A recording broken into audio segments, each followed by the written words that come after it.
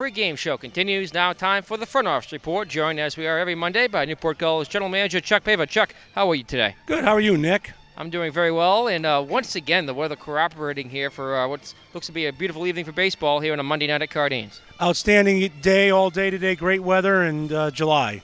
The weather was great in the month of June, only a couple of rainouts for the Newport Gulls, both of them at home, and it's been very good so far here in July, and the fans have shown that in their attendance. Newport on pace right now to set a new NECBL league record if things keep up as they are.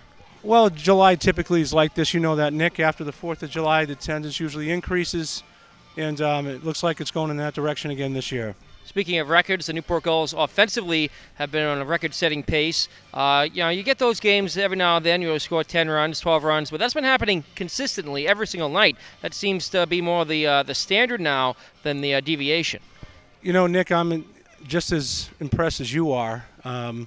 This offense just seems to, just seems to keep on moving ahead. And there are times I wonder when it's going to be a one-run game or just scoring a run or two and getting that win. But Jesus, every time I look up and look at the box scores or look at the scoreboard, we're putting 10-plus runs up there. It's, it's a testament to this offense. Like I told you before, I thought the pitching might carry this team this summer, but it hasn't been that way. Al Leyva is the Newport Gulls hitting coach, and right now the Gulls aren't just hitting, they're walking at a record pace. They're right now leading the NECBL in on-base percentage and walks and hits and doubles. They're up there in home runs and many other categories too. It's really across the board. It's not just one or two stats. No, it's not, and I've seen the same thing, Nick. Again, Al's always done a tremendous job with hitters, and he's done his second year here. He's done another great job. He's got a talented group of kids to work with, and that's where it starts. Al's a very good instructor, motivator, and all that stuff, but these are talented kids. Newport Gulls are towards the bottom of the league and one of very few offensive stats, and that's in stolen bases. Is that by design, or is that just not really necessary when the Gulls are hitting so well? Well, I don't think it's by design. When we built this club, we tried to put a couple of guys who can burn some bases for us, and Charlie White was one of them. Stole over 30 bases last summer in his summer collegiate league. He's a leadoff guy at Maryland, and we thought that's what he would bring to the table, but he's been hurt. And then when you got guys who swing the bat like that, you don't want to run into outs. So the philosophy changes when you have such an offensive group of guys. You got Casey Kaufman leading off in 6'4". He's hitting the crap out of the ball, and he can run too. But, you want to run into a double play when you got another guy behind him hitting 350. You just the way the offense is moving. Speaking of injuries, Chuck, are there any other injury reports to report around the clubhouse? Joe McKeithen's been sidelined for most of the week. Yeah, Joel's got this little bruise in his hand, and as it turns out, there's nothing serious in it. It just needs to calm down. And I've seen these accidents or these situations before, these injuries, and they can tend to linger, especially in the hand, a lot of soft tissue there. So we just need to slow him down, keep him from getting too aggressive and trying to get out there too early, and we need him for the stretch run of this season.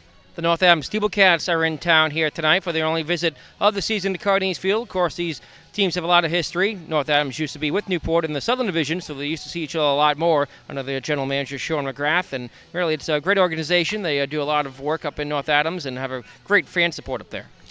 It's an outstanding organization. Proud to be a member of the NECBL with the North Adams Steeplecats. Sean McGrath does a great job up there. John DeRosa is the leader up there over the years. Mr. Bosley, who's now in charge as well. They have a great organization. They run a great program. They recruit great players.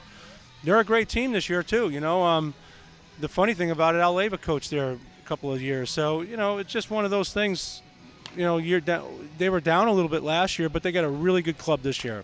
They're chasing right now in the NECBL West the Keene Swamp Bats, an old rival of the Newport Gulls, who's faced Newport in the championship series a couple of times. Of course, Keene, the defending NECBL champions. They're having an outstanding season, perhaps eclipsing the Newport Gulls, at least for the time being.